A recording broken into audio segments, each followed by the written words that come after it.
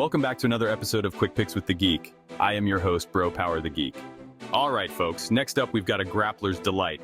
Unless you're a casual who only wants knockouts, in which case, you might want to sit this one out and go rewatch Gethier versus Chandler. It's Felipe Bunes taking on the undefeated Rafael Estevam. Let's grapple. Let's go. Felipe Bunes coming in a plus 350 dog with a record of 14-7. So Felipe was supposed to be getting mauled by Andre Lima, but Lima withdrew from the fight, so Felipe accepts the late replacement. Bunes is a black belt in BJJ, and it shows. He's got the kind of grappling game that makes you rethink going for a takedown on your jiu-jitsu friend at the gym.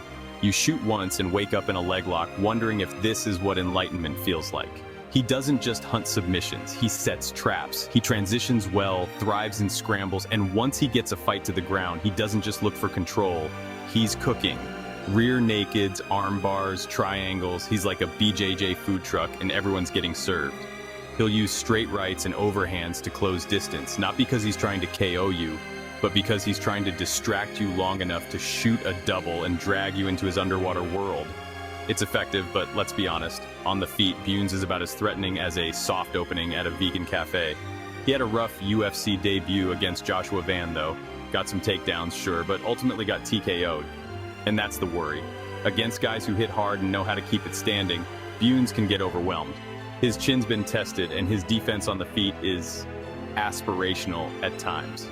Rafael Estevam coming in a minus 500 favorite with a record of 13-0. All right, now we're talking about a guy who fights like Khabib, borrowed a Brazilian passport, and decided to cut to flyweight.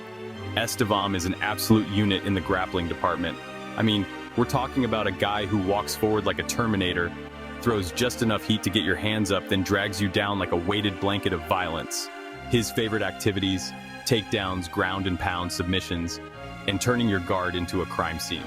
He loves back control, will smother you like a grandma with too much affection, and his arm bars and triangles are nasty. Like, why are you bending that way? Nasty. What makes him dangerous isn't just the submission game, it's how relentlessly he chases it. He pressures non-stop, and when you stuff one takedown, congrats. You now get to stuff 5 more, because he's not quitting until he's spooning you on the mat and whispering, tap. Now he's not perfect. His striking is functional, but wide open to counters. And sometimes his shots can get a little sloppy, like he's diving for treasure rather than shooting a clean double leg. Also, his cardio in later rounds can look like someone left the gas tank open on a moped. But here's the deal.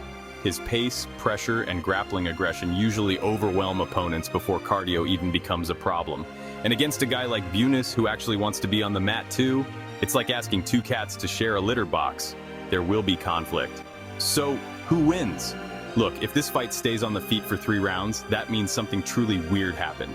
Like the Wi-Fi went out and both fighters forgot how to grapple. This one's going to the mat, repeatedly, violently, with intent. If Bunes can survive early and create chaos in the scrambles, he could absolutely catch Estevam in something slick. A triangle here, a back take there, it's not impossible. Bunes is crafty and Estevam sometimes rushes positions like he's trying to win a grappling speedrun. But man, it's hard to pick against Estevam.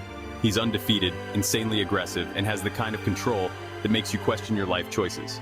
If Bunes doesn't catch him early, he's probably going to get drowned in takedowns, top pressure, and palm strikes to the ears. Official pick, Rafael Estevam.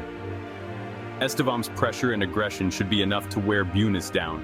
Avoid the traps and either rack up top time or get the finish with ground and pound. I'll say TKO late or a decision that looks like someone lost a jiu-jitsu marathon. Still, don't sleep on Bunes. He's got the submission skills to pull off the upset. And if he wins, it's going to be a how did he do that kind of highlight. Until then, get ready for grappling, ground war, and approximately 0 spinning back kicks. Let's go. If you enjoyed this, go ahead and smash that like button. If you haven't subscribed yet, what are you waiting for? Hit that subscribe button and turn on notifications so you don't miss a beat when the next video drops. And don't be shy. Leave a comment below and let me know who you got winning this fight. Let's see who really has the crystal ball around here. Until next time.